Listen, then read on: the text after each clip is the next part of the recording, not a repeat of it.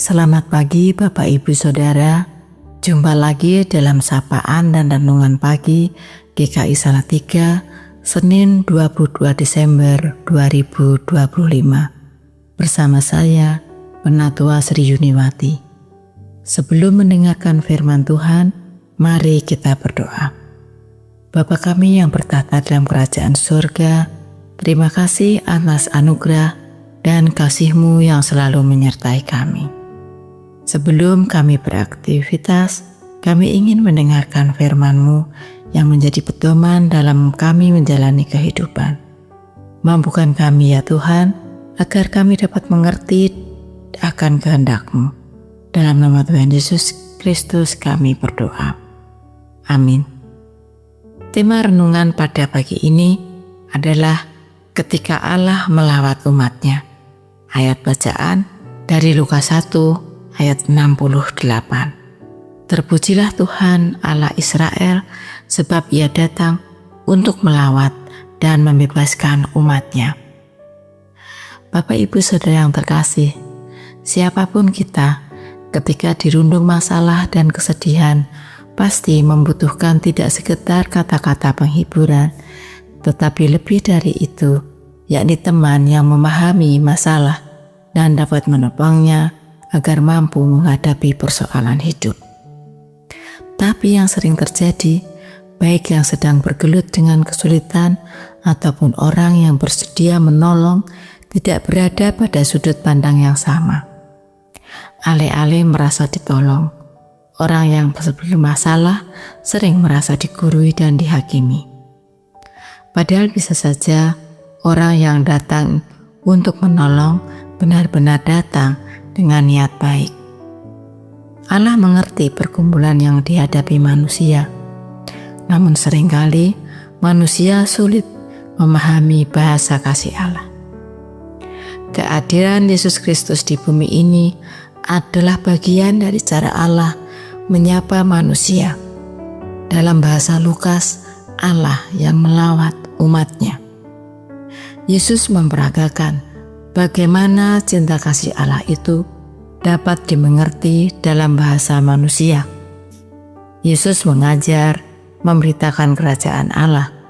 Ia juga mempraktekkan apa yang diucapkannya itu melalui segenap hidupnya.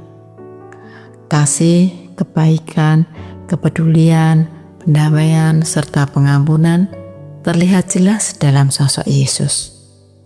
Nabi Elia pernah berjumpa dengan seorang janda di Sarfat, di mana anak sebagai satu-satunya sumber pengharapan dari janda itu meninggal.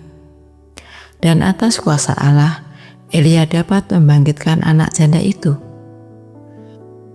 Di gerbang kota Nain, Yesus berjumpa dengan bahasa air mata dan keputusasaan dari seorang janda yang anaknya sudah meninggal. Janda itu merasa tidak akan ada yang peduli dan menanggung beban hidupnya. Sesungguhnya ia telah mati ketika masih hidup. Kematian pengharapan.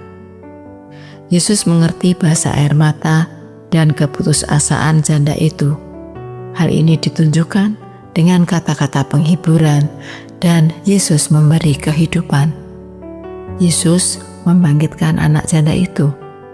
Kebangkitan itu tidak hanya terjadi pada diri anak yang sudah meninggal, tetapi juga berdampak kembalinya pengharapan dari janda di Nain.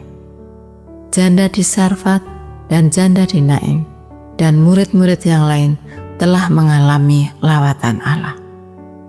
Mereka mengalami cinta kasih dan kehidupan yang dipulihkan. Bagaimana dengan kita sekarang? Apakah lawatan Allah itu juga terjadi dalam pengalaman hidup kita? Jika belum, telisik kembali kehidupan kita. Jangan-jangan kitalah yang terus menutup diri, mengunci pintu hati kita, dan tidak membukakannya bagi Yesus yang terus-menerus mengetuk pintu hati kita. Ketika kita bersedia membuka pintu hati kita, maka akan terlihat jelas ada begitu banyak rancangan untuk kehidupan kita. Setiap orang yang telah merasakan dan mengalami pemulihan dari Tuhan, ia akan terpanggil untuk meneruskan tugas dari Sang Juru Selamat. Amin. Mari kita berdoa. Bapa yang penuh kasih, terima kasih untuk firman-Mu pagi ini.